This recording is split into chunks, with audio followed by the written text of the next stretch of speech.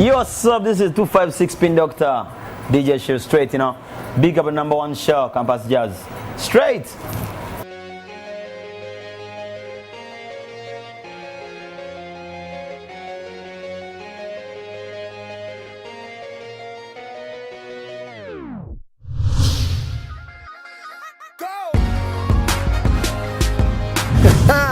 My name is Kenneth Chimuli, my friends call me Pablo.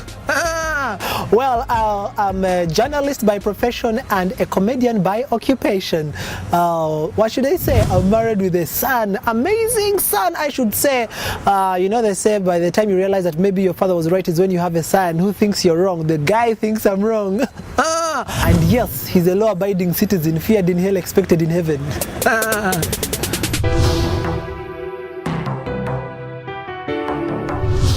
I went to Namasagala University where I did a degree in mass media, journalism and creative writing, what some universities call mass communication. I majored in broadcasting, though I also ventured in print. Broadcasting, I worked with a radio station called 104.1 Power FM, where it's all about love, for 5 years. And then I also started writing for the tri-weekly Observer, where I'm their humorist, and I should say I also wrote radio drama. I started as a radio drama writer, then I graduated into a productions director of a radio serial drama called Rock Point 256 that is recorded in 5 languages and aired on 22 local stations. So you can see being good at one thing makes me better at the other. Being good at broadcasting makes me better at writing, and vice versa.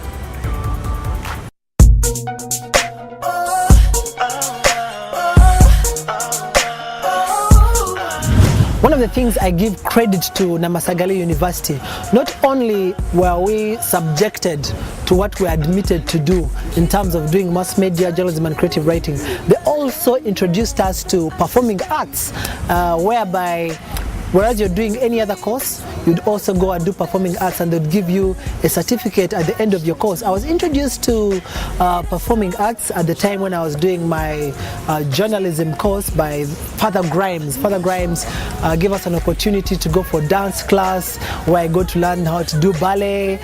We also were introduced into the drama world, where we're allowed to go and perform with the arts department, and surprisingly that's where I identified the funny bone in me.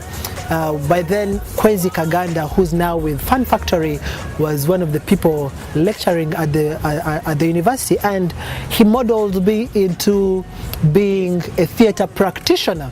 Not only did I come out as a journalist, but I also came out as a theatre practitioner. In journalism school, they didn't teach us to write for stage or write for screen, and so Kwezi Kaganda introduced me to cinematography in the arts class of drama.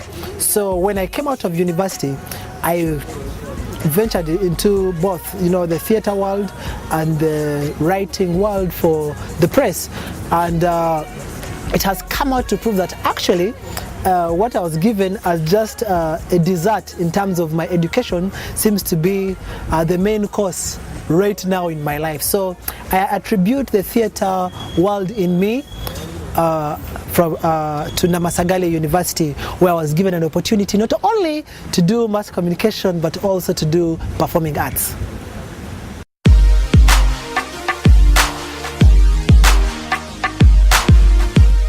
The current situation, I should say, in the universities today is bittersweet.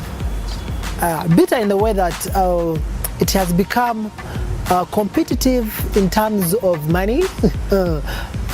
Universities are looking for the monies and numbers and are forgetting about the content. I had there was a university that was trying to introduce doing objectives, and that means that people are denied the privilege to think and write. That's why you find some companies don't want to employ some graduates from specific universities because they feel that they are still half-baked in terms of what they are given. Some people study by correspondence for 3 years. They just copy notes and that's it, and they get jobs because of the technical know-how. However, I should say they are privileged to have studied in times of technology where they're exposed to technology. There's a lot of computer work, Twitter, Facebook. There are lots of sources to get information. Unlike the time when I went to school, university, technology was a little limited. All the campuses out there, you all need to wear shades because the future is bright. But how bright that future is determined by you today. Read your books, pray every day, play later. The bitter truth is that the world out there is very competitive. Look out for your niche, which will define your edge. Where your competitive edge? Where is your competitive edge? Look out for it. Where is your strength? Is it in your books or is it in your talent? How do you balance the two? And then, yeah, sex is good, bang, but AIDS is waiting. It's alive, it's competing. Abstain. 1, if you can't, protect yourself. The only person you can trust is yourself. The rest are shadows. You can't trust them. Well, I was told to introduce who Pablo is. Well, Pablo is a comedian, and I knew I'd become a comedian the day I was born. When I was born, my father walked into the maternity ward, took one look at the baby and asked my mother one question: is this a joke? And here I am, a living joke. Living. Actually, my mother thought I was the Messiah, because every time I would do something, she would hold her head and say, "Son of God." I performed very many miracles in her life. You know, I started performing miracles when I was 9 years old. I remember, honestly, truth be told, the first miracle I ever performed, I was 9 years old.